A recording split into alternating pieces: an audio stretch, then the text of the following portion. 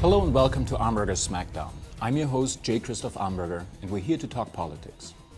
Bad news for those of you who were looking forward to that big Orange Bowl party that the city of Miami was supposedly planning for the event of Fidel Castro's death. It may not happen at all. Not that I was counting on it. Aside from considerations of good taste and politically correct propriety, I've had my own brush with Comrade Fidel's longevity. This past January marked the 17th anniversary of a prediction I made as a young assistant editor at Taipan, that Castro would join the big party congress in the skies sometime during the 1990s, and that prosperity would once again move into Cuba. In the decade and a half that has passed, I've had opportunity to temper my optimism. Not only does Fidel seem to be as tough as shoe leather, I'm also not at all convinced that the transition from totalitarianism to a free society would be smooth at all. After all, we've had plenty of not so encouraging examples recently, and not just in Iraq. In Germany, conservative nationalists who had ardently advocated reunification since 1949 now can be heard muttering about the good old days when West Germans were sending care packages with green bananas, powdered milk and chocolate to their poor Eastern relations, who otherwise left them alone.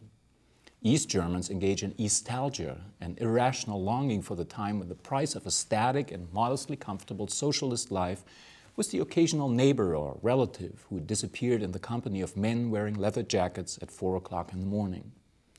Russians associate the collapse of communism with the traumatic hunger years of the early 1990s and the wave of organized crime, the forerunner of any good capitalist economy.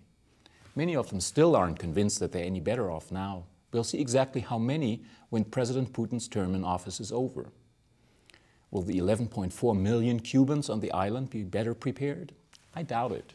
You see, communism and its pale domesticated cousin socialism wreak havoc not just on the economy, infrastructure and building substance of a country. After 49 years, its influence on the spirit and mentality of a people is like mercury poisoning. Communism conditions and habituates people to poverty. It purposefully reduces expectations at life, stifles ambition and creativity, installs passivity, and reinforces bad habits. In Cuba, it may take a generation or two to overcome its long-term symptoms. But if the fall of communism in Eastern Europe is any indicator, Cuba is in for a rough ride. Any power vacuum that may arise after the demise of Castro brothers and the lifting of the American embargo will be quickly taken advantage of by the corrupt layers of officials and apparatchiks who manage to prosper even in communism, and by US, Latin American, and Caribbean organized crime, drug cartels and arms runners, prostitution rings, and assorted shady businesses. Let's not forget that now we also have a freshly anointed dictator in Venezuela who hates America, loves Castro, and would love nothing better than having a battery of Russian-made medium-range ballistic missiles pointing right at downtown Miami. There will, of course, be short-term winners when the trade barriers are finally lifted. Tourism-related companies who will catch a wave of Yankee vacationers tired of the Bahamas and bored with Bermuda. Exporters of agricultural products, some oil refiners, and especially lawyers who will be handling the thousands of property disputes that will inevitably arise when Cuban expatriates and their descendants will sue to regain the $50 billion in property stolen and fenced by the communists. Since news of Fidel Castro's hospitalization first leaked out 6 months ago, investors have been bidding up the handful of US closed-end funds that might profit from regime change in Havana. Even our old standby from the 1990s, the Hertzfeld Caribbean Basin Fund, has more than doubled since last summer, making it the highest returning closed-end fund over the past year. Of course, a one-stop shopping cart of publicly traded companies that could profit from an opening of Cuba comes at a hefty price. Shares are currently trading at 100+% premium to their net asset value.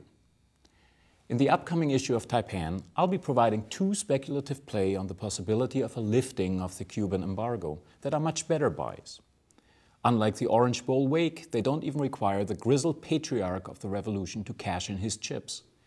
Any YouTube videos showing him decrepit and sick, any internet viruses or urban myths will be good for a few points gained. I hope to have you on board for the March issue of Taipan. Until then, I wish you a profitable week. For TaipanFinancialNews.com, I'm J. Christoph Amberger.